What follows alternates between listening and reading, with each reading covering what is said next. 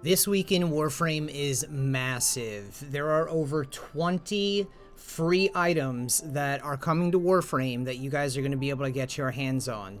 And I'm going to show you all the items you can expect. Some of these items will be limited time drops, and every single week, always, I am posting the drop schedule in Warframe on my Twitch channel. You can come by and type !drops in chat to get the schedule, or you'll see it pinned at the top of my Twitch chat. The first set of drops, you guys are only going to be able to get your hands on up until Wednesday, so it is vital that you guys are subscribed, that you turn notifications on to these videos, because every Sunday after reset, I am posting these videos so that right away, if you have notifications on, you could find out about them and you don't miss out on anything before it's too late. The second set of drops, you guys are going to be able to get your hands on this Thursday, October 30th. That's going to be starting at 12:30 p.m. Eastern Standard Time and running until 8 p.m. Eastern Standard Time. We're also going to have Devstream 190 happening on Friday, October 31st. And as of now, they have not told us what the drops are, but they most likely will by the time at least Thursday's stream comes around. So also, expect more drops on the Devstream 190 this Friday, October 31st. Now, because this community is such a beast, and you guys did so well helping with the QTCC rewards, this is what we're going to get starting October 31st at 10 a.m. Eastern Standard Time. When you log into Warframe, you're going to be able to get yourself a Conqueror 2025 display, 3 times Forma, 1 Warframe slot, 2 weapon slots, 1 Umbra Forma, a Conqueror Uplift Syandana, Zephyr Conqueror skin, and a Tau Forged Crimson, Amber, and Azure shards. And that's simply just for logging in October 31st, starting at 10 a.m. Eastern Standard Time. This is supposed to run until December 31st, so you guys have 2 months to log in to just get your rewards. Then on Friday, November 7th at 2 p.m. Eastern Standard Time, you guys can log in for a 3-day Affinity Booster weekend.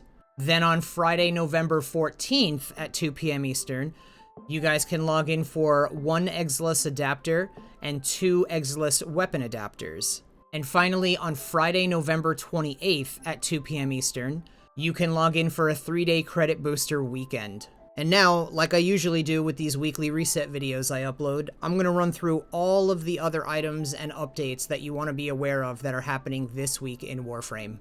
Visit Bird this week and you'll find an Amber Archon shard. Deep Archimedia this week is a Mirror Defense, Exterminate, and Assassination. Temporal Archimedia this week is a Hellscrub, Tech Rot, Defense, and Exterminate. And the Coda weapons with Eleanor for the next 2 days are the Coda Boss Assist, 33.2% cold, the Cost Assist with 39.4% cold, Haruto with 34.4% impact, the Path Assist with 27.9% electricity, the Synapse with 30.3% toxin, and the Tysis with 25.4% radiation. Rewards for the 1999 calendar for April, we are looking at a Arcane versus 2000 Kuva. Then we have a 3-day mod drop chance booster versus a Topaz Archon shard. Then for May, we're looking at an Arcane versus a Riven. Then double Arcanes versus a Forma. And for June, we're looking at 6000 Kuva versus a 3-day Affinity booster and a Melee Arcane adapter versus an Arcane. The current Prime Resurgence for the next 24 days is Nezha and Octavia Prime and the weapons that they came along with. The current events, we have 7 days and 15 hours left for Knights of Nabarus. There is a color palette, ephemeras, or some goodies in there. If you haven't gotten them yet, I would go do that. We also have 19 days and 17 hours left for a Ghoul Purge. We also have the reminder to do the weekly Ayatan treasure hunt with Maru. For invasions, we're looking at a Twin Viper's Wraith blueprint versus a Snipetron Vandal receiver. If we check out the Steel Path incursions today, we have Mobile Defense, Assassination, Survival, Mobile Defense, Exterminate, and a Void Cascade. If we go to the sortie, today is an Exterminate, and Mobile Defense. And this week's Archon Hunt is against Amar for a Crimson Archon Shard. We'll have to do a Rescue, Interception, and a Showdown. Nightwave this week is actually today is the last day to do Nightwave, and tonight I should say, because tomorrow the new Nightwave is coming out. So literally tomorrow. We also have the things if you're last second trying to get some more points here to advance your Nightwave. We have finish a capture mission in less than 90 seconds, complete 4 Halls of Ascension on Lua, complete 3 spy missions, complete 3 void flood missions, and today's daily is pick up 20 energy orbs.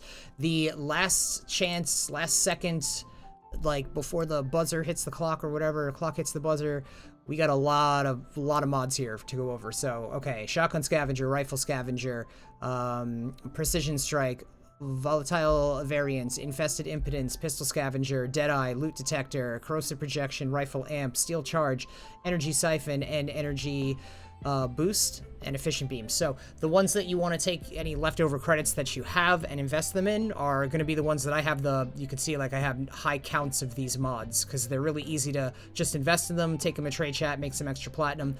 Personally, steel charge, excellent one you can do this week. Energy siphon, another excellent one you could do, and corrosive projection is also another excellent one you could do.